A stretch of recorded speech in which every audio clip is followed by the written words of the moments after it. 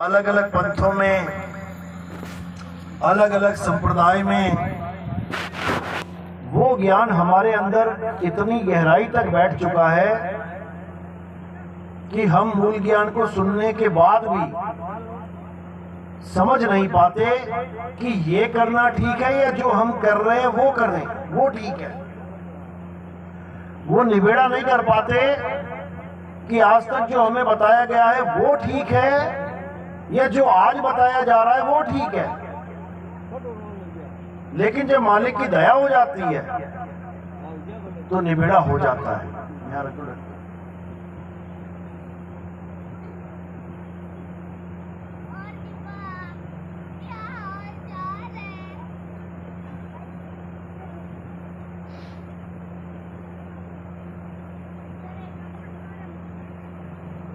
तो अपने आप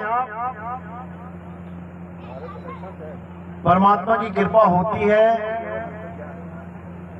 और जीव समझ पाता है कि आखिर जो मैं कर रहा हूं वो सत्य है या नहीं। वो निबेड़ा करने लायक हो जाता है। साहिब कहते हैं नीर छीर का करे निबेड़ा और कहे कबीर सो हंस है मेरा। कहते हैं मेरा हंस वो है जो सच और झूठ का निबेड़ा कर ले। तो आज जो सत्संग होगा वो सत्य और असत्य पर ही आधारित है। आज जो सत्संग है वो सच और झूठ पर ही आधारित है।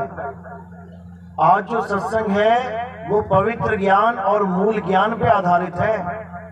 आज हमें समझ में आएगा कि हमें आज तक जो ज्ञान समझाया गया वो क्या है और अब जो हमें आगे करना है जन्म मरण से मुक्ति प्राप्त करने के लिए वो क्या है। दोनों में फर्क समझ में आ जाएगा। तो आज का सत्संग शुरू करने से पहले परमपिता परमात्मा के नाम पे जयकारा लगाएंगे, उनके चरणों में बंदगी करेंगे और फिर सत्संग शुरू करेंगे। बोलिए परमपिता परमात्मा की, सतगुरु बंदी छोड़ कबीर साहेब की, सतगुरु मदनपति साहेब की, सतगुरु धूलमपति साहेब की, दीवान जवाहरपति साहेब की, सतगुरु राम सेवक साहेब की, सतगुरु विराग साहेब की, सभी संतों की, सभी भक्तों की, कलिनापुर धाम की, सत्संग कराने वालों की, इनके बाल गोपाल की, इस गांव नगर बस्ती की, आज के आनंद की, सकल हंस को बंदगी, साहेब बंदगी सतनाम। तो कबीर साहब कहते हैं कि गुरु मेरे सभी बड़े, अपनी अपनी ठौर और शब्द विवेकी पारखी, सो माथे का मौन।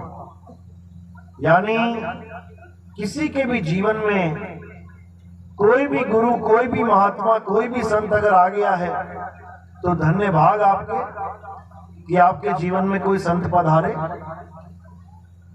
जो भी ज्ञान उन्होंने दिया है धन्य आपका भाग जो आपको उन संतों से कुछ भी प्राप्त हुआ हो। बहुत अच्छी बात है।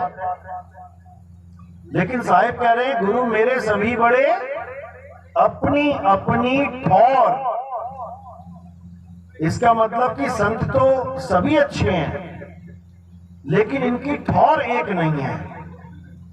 अपनी अपनी ठौर यानी इनका ज्ञान एक नहीं है, ज्ञान इनका अलग अलग है। जैसे एक ही स्कूल में जो टीचर हैं वो तो एक जैसे ही दिखेंगे आपको, लेकिन जब देखोगे तो कोई एलकेजी वाला है जो एलकेजी को पढ़ाता है, कोई पहली क्लास वाला है, कोई 5वीं वाला टीचर है, कोई 8वीं वाला, कोई 10वीं वाला और कोई 12वीं वाला। यानी गुरु तो सभी कहलाएंगे, टीचर उसी स्कूल के हैं, लेकिन सबकी अपनी अपनी ठौर है। कोई छोटे बच्चों को पढ़ा रहा है आंगनबाड़ी में, कोई मिडिल स्कूल वालों को पढ़ा रहा है, मिडिल क्लास वालों को, कोई हाई स्कूल वालों को पढ़ा रहा है, कोई सीनियर सेकेंडरी को पढ़ा रहा है और कोई ग्रेजुएट करवा रहा है, ग्रेजुएशन करवा रहा है, कॉलेज वालों को पढ़ा रहा है। टीचर सभी कहला रहे हैं। और धन्य भाग कि आपके जीवन में कोई भी टीचर आ जाए, पहली दूसरी पांचवी वाला आ जाए, 10वीं वाला आ जाए, LKG UKG वाला आ जाए, वो भी कुछ ना कुछ दे के जाएगा। तो धन्य भाग जो संत पधारे, ये धन्य भाग है आपके। लेकिन अगर कोई कहे कि मैं LKG वाला या पहली क्लास या 5वीं क्लास वाले टीचर को ही सारी उम्र पकड़ा रहा हूं और मैं डॉक्टर बन जाऊं या मैं इंजीनियर बन जाऊं या मैं साइंटिस्ट बन जाऊं, तो ऐसा हो सकता है क्या? नहीं हो सकता। इसका मतलब मुझे गुरु बदलना पड़ेगा। मैं LKG में हूं तो मुझे अगले साल अगला गुरु पकड़ना पड़ेगा। मैं पहली में हूं तो अगले साल दूसरा गुरु पकड़ना पड़ेगा। मैं 5वीं में हूं तो अगली बार और गुरु पकड़ना पड़ेगा।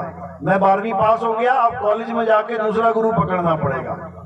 तो हमें अगला गुरु ही पूर्ण ज्ञान दे सकता है। पिछला गुरु का ज्ञान तो आ ही गया हमारे पास, वो कहीं जाने वाला नहीं है, ज्ञान तो मिल ही गया, लेकिन उससे कल्याण नहीं हो